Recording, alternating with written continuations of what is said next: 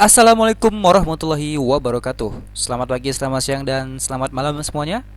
Di video ini kita akan membahas tentang hubungan torsi atau momen gaya dan momen inersia.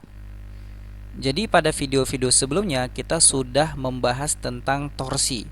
Torsi ini suatu konsep yang penting untuk membuka pintu. Semakin besar torsinya, maka semakin mudah pintu itu terbuka atau berputar. Secara rumus, torsi tau sama dengan F dikali L dikali sin theta. Kemudian kita juga sudah membahas tentang momen inersia. Momen inersia adalah ukuran kesulitan untuk memutar suatu benda atau ukuran kesulitan untuk menghentikan putaran suatu benda. Jadi artinya kalau momen inersia suatu benda itu besar, maka kita sulit untuk memutarnya. Sebaliknya, kalau momen inersianya kecil, berarti lebih mudah untuk memutarnya. Nah, sepertinya kan ada hubungan antara momen gaya atau torsi dengan momen inersia. Oke, jadi sebelum kita masuk ke bagaimana hubungan torsi dan momen inersia, kita akan membahas sedikit dulu ke belakang, yaitu tentang gerak lurus dan gerak melingkar. Pada bahasan gerak lurus, kita mengenal ada tiga besaran penting, yaitu S adalah jarak, V adalah kecepatan, dan A adalah percepatan. Ketiga besaran ini berlaku untuk benda yang bergerak lurus. Sementara pada gerak melingkar, kita mengenal besaran yaitu theta atau sudut, lalu omega, ini W ini dibaca omega, yaitu kecepatan sudut atau kecepatan berputarnya sebuah benda. Dan juga ini alfa, yaitu adalah percepatan sudut sebuah benda. Jadi di sini ada sebuah benda nih, ada partikel, ini titik tengahnya. Nah, jarak dari benda ke titik poros ini, kalau dalam matematika kan biasanya kita sebut dengan jari-jari. Simbolnya huruf R.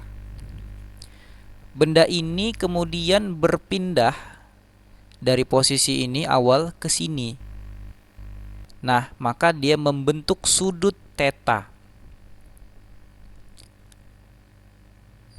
Kemudian, jarak dari posisi awal benda ke posisi akhirnya di sini kita sebutlah namanya S.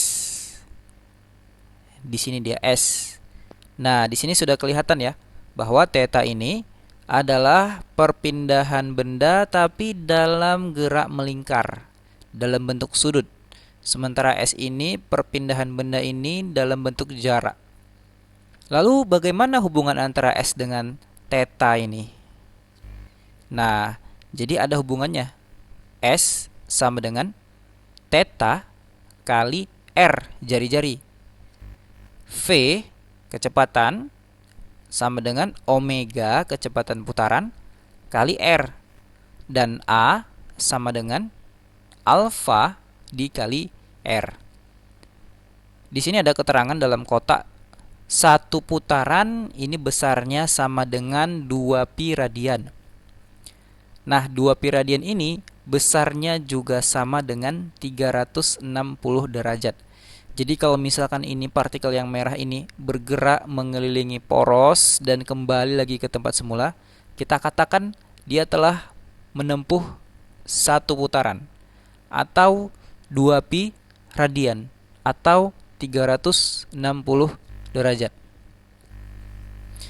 Jadi sekarang kita kembali ke topik hubungan antara torsi dengan momen inersia.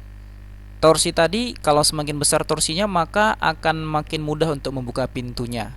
Sementara momen inersia adalah makin besar momen inersia sebuah benda, misalkan pintu, maka semakin sulit untuk membuka pintu itu.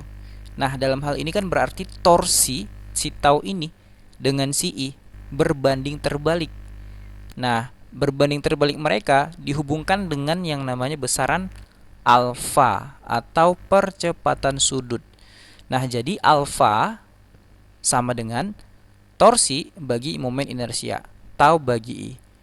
Kalau gitu, besarnya torsi adalah I kali alfa. Ini keterangannya. I adalah momen inersia, tau adalah momen gaya atau torsi, dan alfa adalah percepatan sudut. Satuannya radian per second kuadrat. Nah, rumus ini dikenal juga dengan hukum kedua Newton untuk gerak rotasi.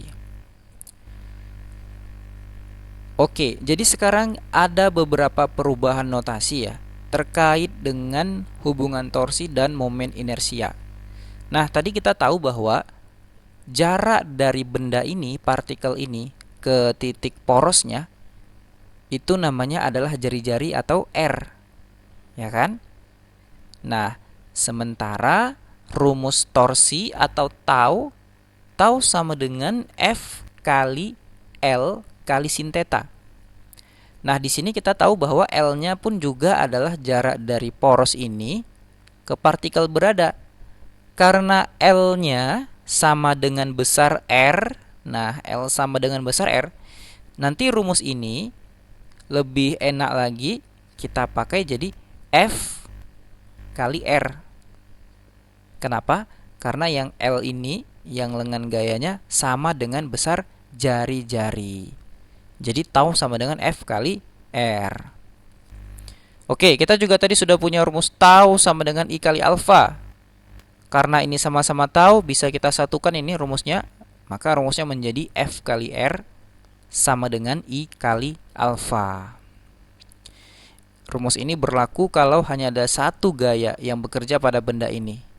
Kalau gayanya ada banyak, ya tinggal disigmakan saja ya. F1 kali R1 tambah F2 kali F2, R2 sama dengan I kali alfa. Ini tadi rangkumannya. Silakan di SS, di foto. Oke, sekarang kita masuk ke contoh soalnya.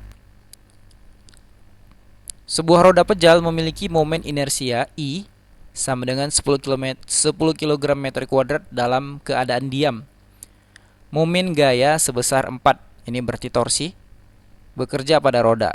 Besar percepatan sudut yang dialami roda adalah, nah percepatan sudut tadi alfa.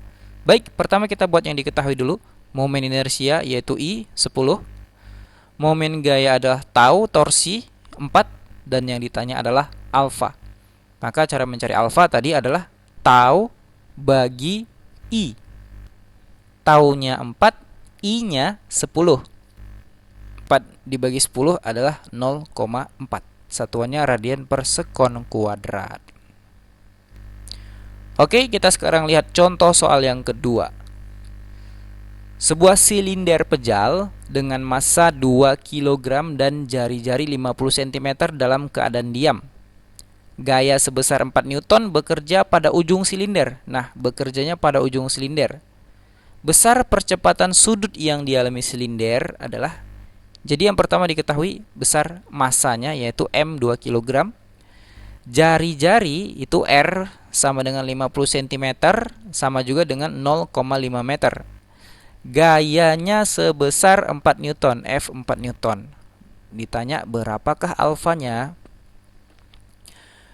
Oke, jadi gini, karena yang ditanya adalah besar percepatan yang dialami silinder. Kalau kita gambarkan, silinder itu kan kalau kita lihat dia dari samping tampaknya bulat kan.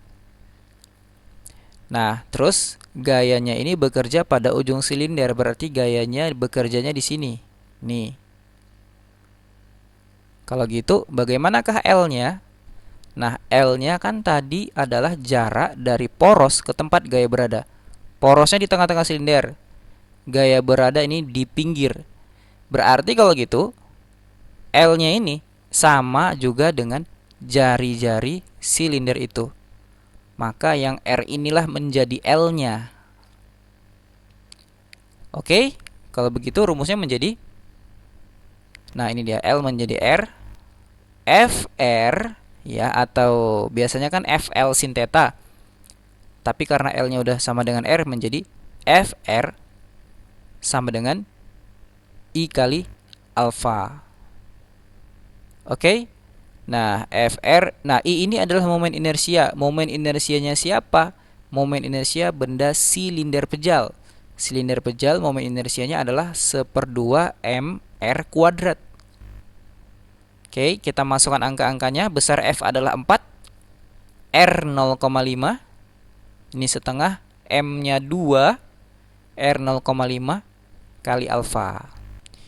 Baik, kita selesaikan. 4 kali setengah, 4 kali 0,5 adalah 2. Setengah kali 2 ini adalah 1. 0,5 kuadrat adalah 0,25 kali alfa.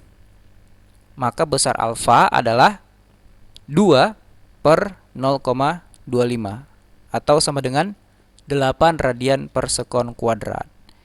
Baik, terima kasih. Sampai di sini dulu video untuk pembelajaran pada kali ini. Terima kasih. Assalamualaikum warahmatullahi wabarakatuh. Selamat pagi, selamat siang, dan selamat malam semuanya.